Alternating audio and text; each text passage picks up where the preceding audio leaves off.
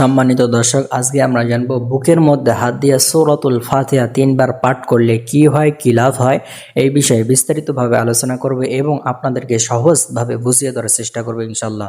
তো আজকের আমলটা খুবই গুরুত্বপূর্ণ, আপনার সম্পূর্ণ ভিডিওটা মনোযোগ সহকারে দেখবেন। সম্মানিত দর্শক, তো আপনারা যদি এই চ্যানেলে নতুন হয়ে থাকেন তাহলে অবশ্যই সাবস্ক্রাইব করে পাশে থাকবেন, যাতে করে নতুন নতুন ভিডিওগুলো সবার আগে পেয়ে যান। আগে থেকে সাবস্ক্রাইব করলে আপনাকে অসংখ্য ধন্যবাদ।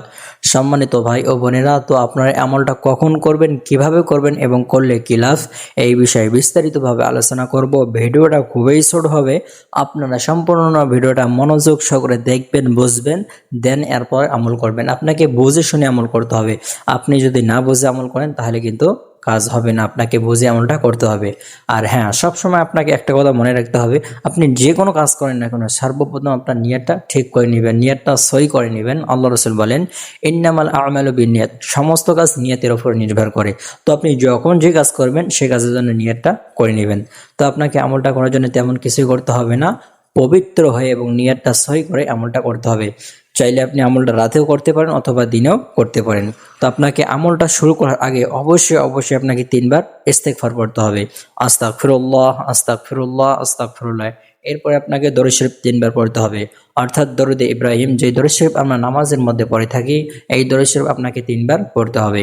আল্লাহুম্মা সাল্লি আলা মুহাম্মাদ ওয়া আলা আলি মুহাম্মাদ কামা সাল্লাইতা আলা ইব্রাহিম ওয়া আলা আলি ইব্রাহিম ইন্নাকা হামিদুম মাজিদ।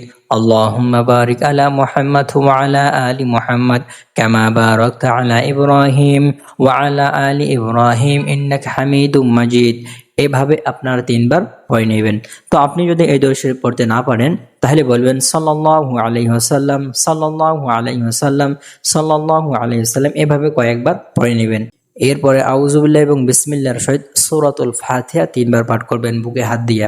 আউযুবিল্লাহি মিনাশ শাইতানির রাজীম, বিসমিল্লাহির রহমানির রহিম, আলহামদুলিল্লাহি রাব্বিল আলামিন, আর রহমানির রহিম, মালিকি ইয়াউমিদ্দিন, ইয়্যাকা না'বুদু ওয়া ইয়্যাকা নাস্তাঈন, ইহদিনাস সিরাতাল মুস্তাকিম, সিরাতাল লাযীনা আন'আমতা আলাইহিম গায়রিল মাগদুবি আলাইহিম ওয়ালাদ-দাল্লিন, আমিন।